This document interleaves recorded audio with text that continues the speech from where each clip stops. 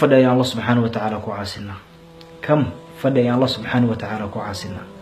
مريك خار ما ركتي وحا أركي سدد ووين شاهينا سبحان الله بس أخوينا يبا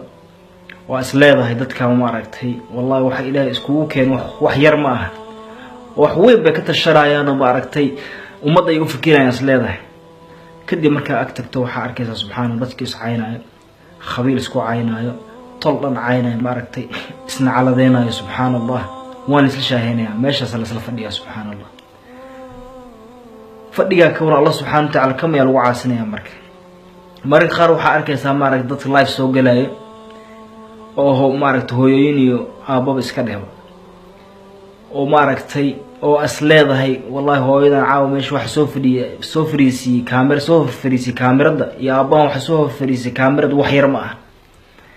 saamarkii afku kala furaan maaragtay tanba wax la caynaya tanba wax laga sheegaya kanba wax laga sheegaya toldhan ayaa la caynaya hal qof waxa laga yaabaa in maaragtay isfahmi waayeen markaas waxa laga yaabaa in toldhan uu caayo maaragtay uu nacalay subhanallah الله سبحانه وتعالى مركم وحنا يمارس تامي ونجمدني الله سبحانه وتعالى ربنا سبحانه وتعالى قرآن كيس موسم كل شيء مية إنه صونا مدين ربنا سبحانه وتعالى فاذكروني أذكركم واشكروا لي ولا تكفرون فاذكروني أذكركم واشكروا لي ولا تكفرون سبحان الله الله سبحانه وتعالى ما يشان كشكر لهن الله سبحانه وتعالى أن وينين لهن أي الله سبحانه وتعالى كعاسين نجس عين اسكم مكان كورة سبحان الله halkii gaarina marka maxaan intay gaar tii adduunkana maaragto aan ka liidana tii Allah subhanahu wa ta'ala ninciis waan ka liidana subhanallah laakiin hadda Allah subhanahu wa ta'ala rabbigana subhanahu wa ta'ala wuxuu leeyahay hadda adiga xusto naftaada igu xusto anigana waan ku xusayaa rabbiga subhanahu wa ta'ala ku leeyahay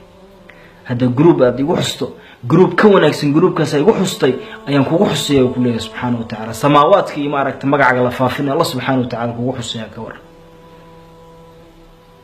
subhanallah marka anaga waxaan ma aragtay waxaan hadal ka soo baxay caayidani waxaan u maleynaa inaan jannada ku galino soo caaytamin dadka qaar waxa laga yaabaa in 10,000 iyo 15,000 dad inay daawaan subhanallah oo ma aragtay caayidaas laba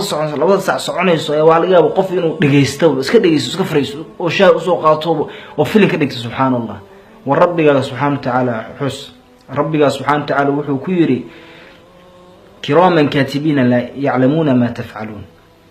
waxa maaragtay asheegaysani waxa afka ka soo baxay rabbiga subhanahu wa ta'ala malaa'iktiisu qoraysa maalna waxa lagu tusaya maaragtay iyo yawmul qiyaamana maaragtay ka gamban karin arinta maaragtay waman ya'mal mithqala dharratin khayran yarahu waman ya'mal mithqala dharratin sharran yarahu hada walba afka ka soo baxay waxa amal walba afasho rabbiga maalintii yawmul qiyaamada ku tusi subhanallah